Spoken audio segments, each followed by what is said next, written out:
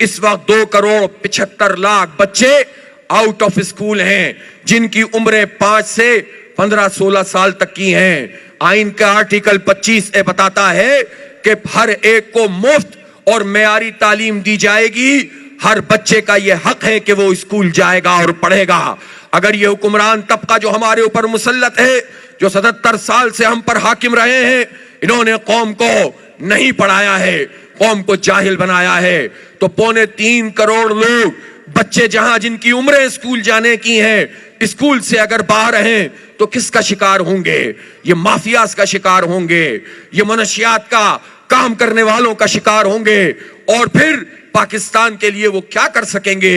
اس لیے یہ حق مانگ رہے ہیں ان بچوں کا جنہیں اسکول میں ہونا چاہیے، اور یہ اپنی تنخواہیں بڑھانے والے اسمبلی کے ممبران اور حکمران انہیں اسکول نہیں بھیجتے۔ ان ظالموں نے ہمیں برسہ برس دہائیوں میں اس طرح سے ہم سے تعلیم کو چھینا ہے کہ ہمارے غریب اور مڈل کلاس لوگ اب یہ سمجھتے ہیں کہ اچھی اور معیاری تعلیم تو مفت ہو ہی نہیں سکتی، اور یہ ہمارا کوئی حق نہیں ہے۔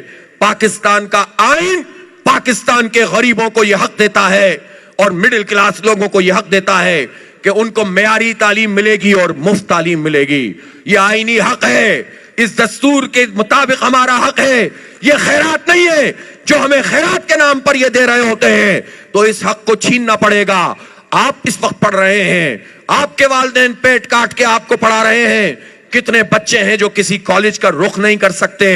آپ کو پتا ہونا چاہیے کہ اسکولوں میں اور کالجوں اور یونیورسٹیوں میں سب ملا کر 5.5 کروڑ بچے اگر ہیں تو جامعات میں صرف 22 لاکھ لوگ ہیں، اور کالجوں کو بھی ملا لیں تو یہ سب ملا کے 57 لاکھ لوگ ہیں۔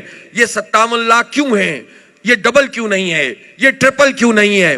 اس لیے کہ لوگ اب آگے پڑھنے کا سوچ بھی نہیں سکتے۔ سرکار کی تعلیم بھی ان سے بہت مہنگی کر دی گئی ہے۔ پرائیویٹ اداروں میں یہ کہاں سے جائیں؟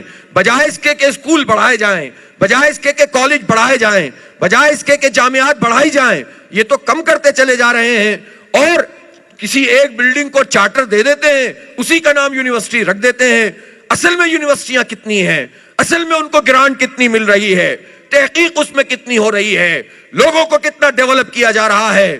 یہ کچھ بھی نہیں ہو رہا۔ اس لیے ہم یہ سمجھتے ہیں کہ اس حق کے لیے ہمیں میدان میں نکل کر اپنی آواز کو بلند کرنا ہوگا۔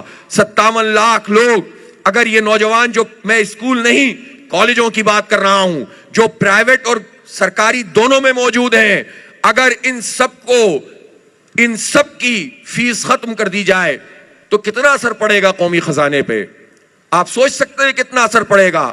میں آپ کو بتانا چاہتا ہوں، پاکستان میں آئی پی پیز، ان کو 2000 ارب روپے سے زائد وہ کیپیسٹی پیمنٹ دی گئی لاسٹ ایئر کہ جو کیپیسٹی، جو بجلی بنی ہی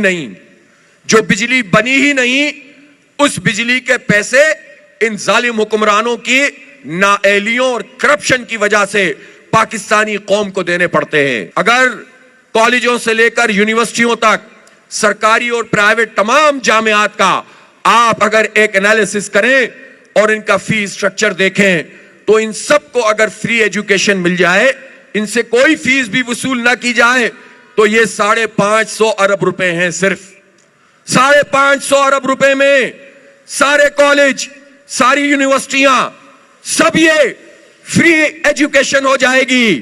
تو یہ نوجوانوں کو پیسے نہیں دے سکتے، یہ چند لوگوں کو کیپیسٹی پیمنٹ کے 2000 ارب روپے دے سکتے ہیں۔ تو یہ ظالمانہ نظام ہے۔ ہم سے کہتے ہیں یونیورسٹی چلے گی کیسے؟ ہم سے کہتے ہیں کالج آگے بڑھے گا کیسے؟ ایجوکیشن میں کام ہوگا کیسے؟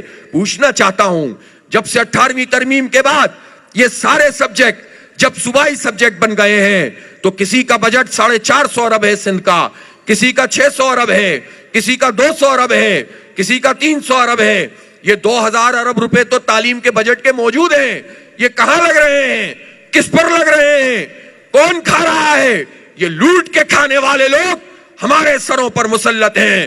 نظام جب بدلے گا تو ہمارا پیسہ ہم پر لگے گا، ہمارے نوجوانوں پر لگے گا، ہماری تعلیم پر لگے گا، ہماری صحت کی سہولتوں پہ لگے گا۔